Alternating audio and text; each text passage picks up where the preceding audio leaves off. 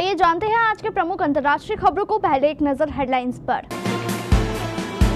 जम्मू कश्मीर विधानसभा में 370 बहाल करने का प्रस्ताव पास, बीजेपी विधायकों ने लगाए 5 अगस्त जिंदाबाद के नारे। कार के ड्राइविंग लाइसेंस पर भी चला सकते हैं हल्के ट्रांसपोर्ट वाहन, सुप्रीम कोर्ट। क्या ट्रंप की जीत के पीछे रूसी दखल, जाने अमेरिकी चुनाव के नतीजे। अमेरिकी चुनाव पर पूरी दुनिया की नजर, चुपके से यूएस ने मिडिल ईस्ट में परमाणु हमला करने वाले बॉम्बर किए तैनात। रूस में जंग लड़ने गए नॉर्थ कोरिया के सैनिक इंटरनेट के ले रहे हैं मजे। जापान ने अंतरिक्ष में भेजा विश्व का पहला लकड़ी का सैटेलाइट, जानिए कैसे करेगा काम। चांदी के भाव घटे, सोना भी हुआ सस्ता, जाने आज गोल्ड और सिल्वर के रेट। एक्टर सलमान खान के घर फायरिंग करने वाले आरोपियों की लिखावट का नमूना लेगी जांच एजेंसी। दिवाली 2026 और 27 पर हुई रणबीर कपूर की बुकिंग, रामायण लेकर आ रहे हैं नीतीश तिवारी। और भारत के दबाव में क्रिकेट, ऑस्ट्रेलिया ने मामले को दबा दिया, वार्नर ने मांगा स्पष्टीकरण। जम्मू कश्मीर विधानसभा सत्र के तीसरे दिन अनुच्छेद 370 की बहाली का प्रस्ताव पास किया गया। बीजेपी विधायकों के विरोध के बीच डिप्टी सीएम सुरिंदर कुमार चौधरी यह प्रस्ताव विधानसभा में रखे, जिसे सत्तारूढ़ नेशनल कॉन्फ्रेंस और कांग्रेस का समर्थन मिला। बीजेपी विधायकों ने इसे राष्ट्र विरोधी एजेंडा बताते हुए 5 अगस्त जिंदाबाद और जहां हुए बलिदान मुखर्जी वह कश्मीर हमारा है के नारे लगाए। बीजेपी नेताओं ने आरोप लगाया है कि अब्दुल्ला परिवार और नेशनल कॉन्फ्रेंस लोगों ने भावनात्मक तौर पर ब्लैकमेल करने के लिए यह प्रस्ताव पास किया है, जबकि अनुच्छेद 370 हटाने का फैसला फाइनल है। 5 अगस्त 2019 को केंद्र सरकार ने जम्मू कश्मीर से अनुच्छेद 370 हटाने और राज्य को 2 केंद्र शासित प्रदेश में बांटने का फैसला किया था। इस फैसले को सुप्रीम कोर्ट में चुनौती दी गई। 11 सितंबर 2023 को सुप्रीम कोर्ट ने 5 जजों की पीठ ने केंद्र के फैसले को बरकरार रखा था। पिछले दिनों हुए विधानसभा चुनाव में नेशनल कॉन्फ्रेंस ने अपने घोषणा पत्र में पूर्ण राज्य का दर्जा लेने और अनुच्छेद 370 को बहाल करने का वादा किया था।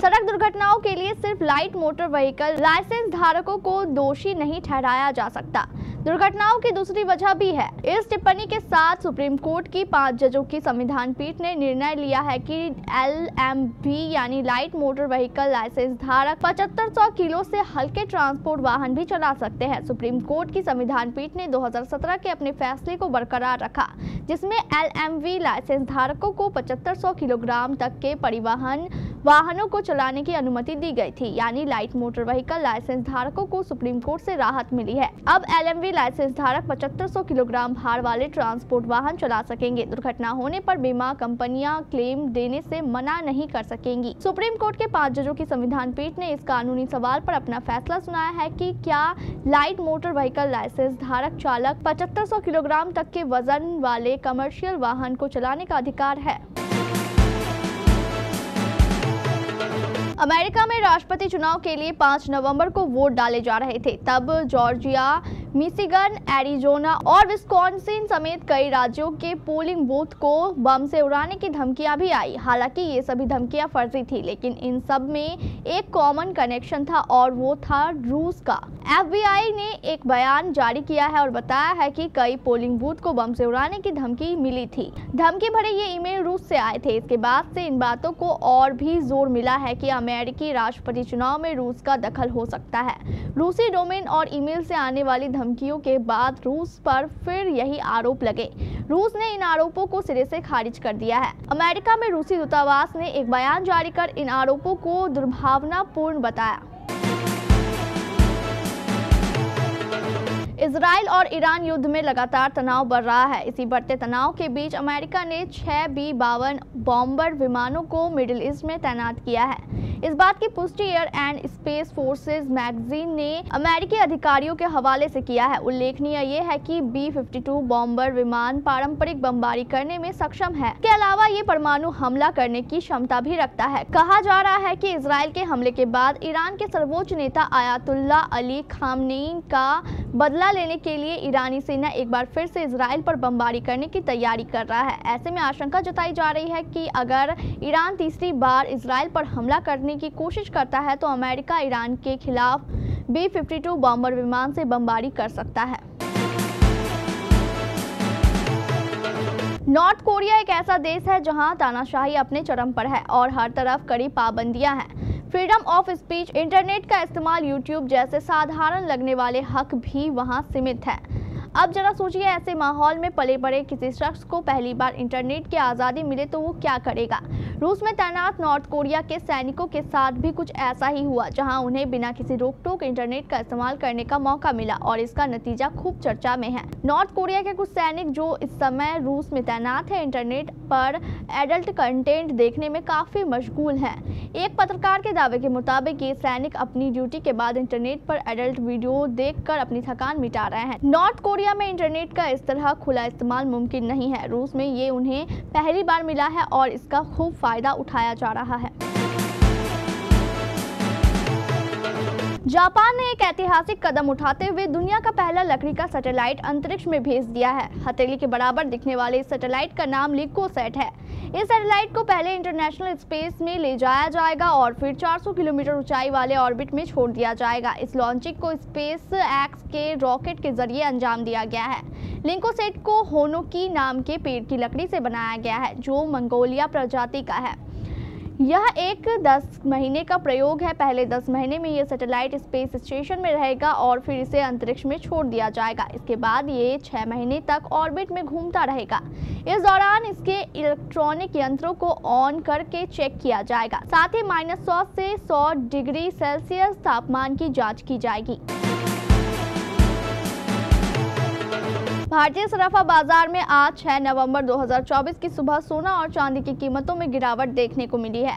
हालांकि सोना 78,000 रुपये 10 ग्राम के पार है, तो वहीं चांदी का भाव 91,000 रुपये प्रति किलो से अधिक है। राष्ट्रीय स्तर पर 999 शुद्धता वाले 24 कैरेट 10 ग्राम सोने की कीमत 78,106 रुपये है, जबकि 999 शुद्धता वाली चांदी की कीमत 91,993 रुपये प्रति किलो है। India Boolean and jewellers association के मुताबिक मंगलवार की शाम को 24 कैरेट का शुद्ध सोना 78,566 रुपये प्रति 10 ग्राम था, जो आज सुबह सस्ता होकर 78,106 रुपये तक आ गया है। इसी तरह शुद्धता के आधार पर सोना और चांदी दोनों सस्ते हुए हैं।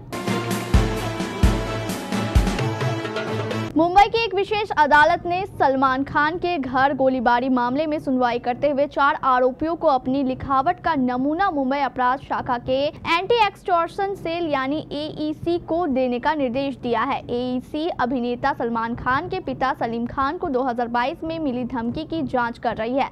2 शूटर समेत 4 आरोपी विकी कुमार गुप्ता, सागर पाल, मोहम्मद चौधरी और हरपाल सिंह उर्फ हैरी पर 14 अप्रैल 2024 को सलमान के घर के बाहर गोलीबारी करने का आरोप लगा है। मामले की सुनवाई करते हुए स्पेशल जज BG शेखले ने अनुमति देते हुए कहा है कि अदालत का मानना है कि आरोपी को अपने लिखावट का नमूना कागज के टुकड़े पर देना होगा, जिससे तुलना की जा सके और सत्यापन की जांच एजेंसी लिखावट के नमूने के साथ कर सके। रणवीर कपूर स्टारर रामायण फिल्म को लेकर अब तक कई बातें सामने आई है, लेकिन अब मेकर्स ने खुद कंफर्म किया है कि रामायण कब और कितने पार्ट में रिलीज होगी। पहले कहा जा रहा था कि इस फिल्म को 2024 के अंत तक रिलीज कर दिया जाएगा, लेकिन अब मेकर्स ने मन बदल दिया है और फाइनल डेट जारी की है। नितेश तिवारी की डायरेक्शन में बन रही इस फिल्म ने फैंस का एक्साइटमेंट और एक्सपेक्टेशन लेवल खूब हाई कर दिया है।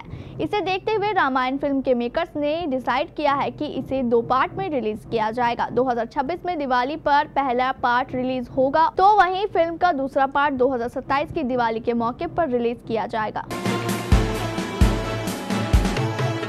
भारत ए और ऑस्ट्रेलिया ए के बीच मेकाई ऑस्ट्रेलिया में चल रहे अभ्यास मैच में एम्पायर ने गेंद बदल दी। गेंद बदलने की वजह बॉल टैंपरिंग बनी। दरअसल ऑस्ट्रेलिया ए को जीत के लिए अंतिम दिन 88 रन चाहिए थे। भारत ए को जीत के लिए 7 विकेट, लेकिन ऑस्ट्रेलिया के कप्तान नॉर्थन मैक्सवेनी ने और ब्लू वेबस्टर आउट ही नहीं हो रहे थे। इसी दौरान खबरों के मुताबिक भारतीय टीम ने गेंद में स्क्रैच लगाकर इसे टैंपर करने का प्रयास किया, जिसे एम्पायर ने खेल का उल्लंघन माना और गेंद बदल दी। भारतीय खिलाड़ी विशेषकर ईशान किशन इस फैसले से नाखुश थे तथा इस विकेटकीपर बल्लेबाज ने इसे मूर्खतापूर्ण फैसला करार दिया था। ऑस्ट्रेलिया के पूर्व सलामी बल्लेबाज डेविड वार्नर ने क्रिकेट ऑस्ट्रेलिया से यह स्पष्ट करने को कहा है कि जब ऑस्ट्रेलिया ए और भारत ए के बीच खेले गए पहले अनौपचारिक टेस्ट के दौरान अंपायरों ने गेंद बदली तो क्या हुआ था। वार्नर ने कहा कि मामला खत्म कर दिया गया है क्योंकि भारत की सीनियर टीम 5 टेस्ट मैचों की श्रृंखला के लिए ऑस्ट्रेलिया के दौरे पर आने वाली है। सिडनी मॉर्निंग हेराल्ड के अनुसार वार्नर ने कहा है कि इस मसले पर क्रिकेट ऑस्ट्रेलिया को अंतिम फैसला करना है। मुझे लगता है कि भारतीय टीम इन गर्मियों में ऑस्ट्रेलिया दौरे पर आने वाली है और इसीलिए संचालन संस्था ने ये मामला जल्द से जल्द खत्म कर दिया। उन्होंने कहा कि अगर अंपायरों को लगता है कि कुछ हुआ है तो मुझे यकीन है कि इस पर आगे की कार्रवाई होगी। मुझे लगता है कि अंपायरों या मैच रेफरी को इस मामले में उठ रहे सवालों का जवाब भी देना चाहिए।